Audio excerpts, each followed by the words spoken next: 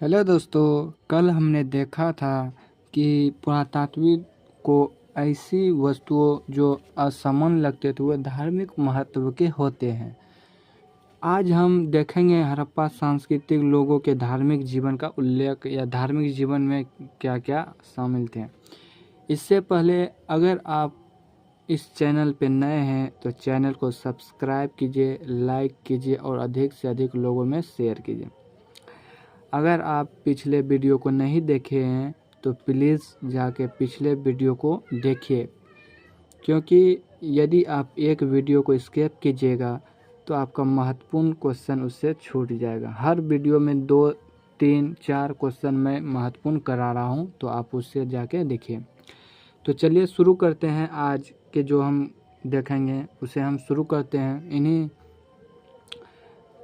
इन्हीं उम्मीदों के साथ आगे बढ़ते हैं और शुरू करते हैं आज हड़प्पा संस्कृति के लोगों के धार्मिक जीवन का उल्लेख कीजिए। क्या है?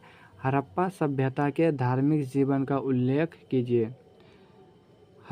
तो आंसर इसका देखिए, हड़प्पा सभ्यता के खुदाई में आभूषण से लदी हुई मृण मूर्ति मिली है जिन्हें मातृ देवी की संज्ञा दी गई है।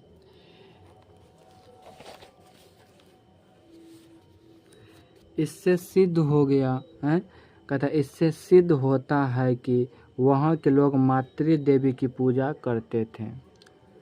पॉइंट नंबर सेकेंड देखिए, वहाँ एक जैसी मूर्ति मिली है जिसे इतिहासकारों ने पुरोहित राजा की संज्ञा दी है। क्या है?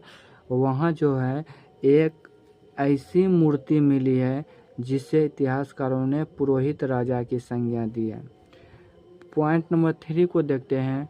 इस बात के भी प्रमाण मिले हैं कि हड़प्पा वासी प्रकृति के पूजा करते थे। किसके पूजा करते थे? प्रकृति के पूजा करते थे। पॉइंट नंबर 4 में देखें, मोहरों पर उत्कीर्णित चित्रों से यह ज्ञात होता है कि हड़प्पा संस्कृति के लोग आदि शिव की पूजा करते थे। वहाँ पत्थर के शिवलिंग भी मिले हैं। पॉइंट नंबर 5 में आप देखेंगे, हड़प्पा के कुछ मोहरों पर स्वास्तिक चिन्ह और चक्र की आकृति भी मिले हैं जो सूर्य देवता की ओर संकेत करते हैं। कुछ मोहरों पर अग्नि पूजा के भी चित्र मिले हैं।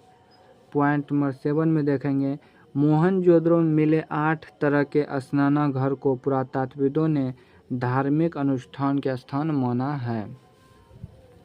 कालीबंगन एवं लोथल में मिली वेदियाँ भी इतिहास वेदताओं द्वारा धार्मिक अनुष्ठान से संबंधित मानी गई है। तो 8 पॉइंट इसके हो गए। अब हम दूसरे क्वेश्चन को देखते हैं।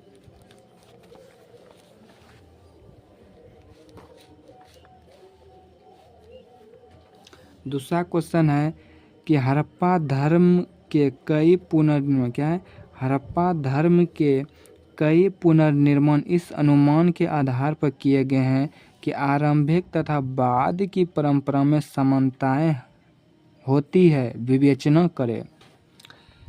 कहता हड़प्पा धर्म के कई पुनर्निर्माण पुरातत्ववेत्ताओं ने इस आधार पर किया है कि आरंभिक तथा बाद की परंपराओं में कई समानताएं होती है, क्योंकि पुरातत्वविद ज्ञात से अज्ञात की ओर जाते हैं। क्या है? ज्ञात से अज्ञात की ओर जाते हैं।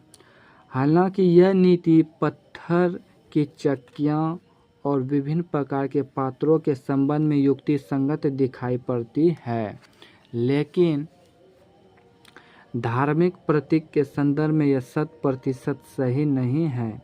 जैसे कि उदाहरण के लिए हम कुछ मोहरों पर उत्कीर्णित आदि शिव को ले सकते हैं जिन्हें पशुपतिनाथ और योगी भी कहा गया है, लेकिन ऋग्वेद में रुद्र नामक एक देवता का उल्लेख मिलता है जो बाद की पौराणिक परंपराओं में शिव के लिए प्रयुक्त एक नाम है। लेकिन रुद्र को ऋग्वेद में ना तो पशुपति ना तो पशुपति और ना ही योगी के रूप में दिखाया गया है।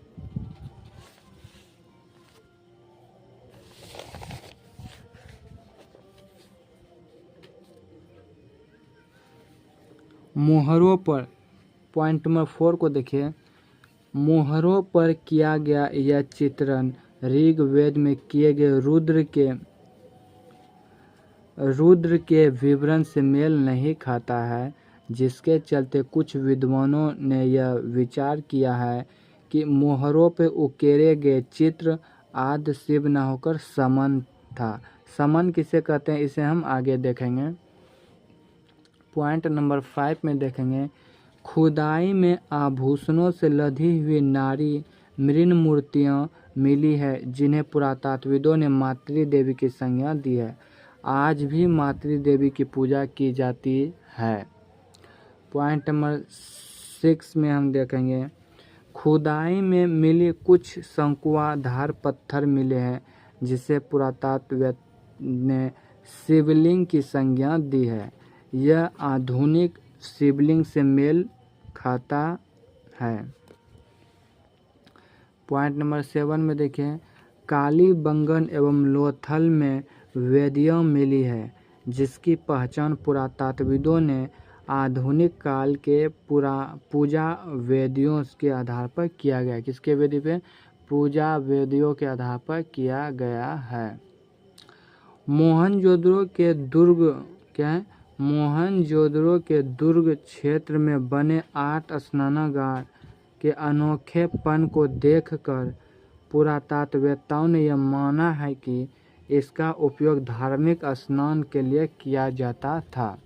तो आज के लिए बस इतना है, आगे हैं हम कल देखते हैं।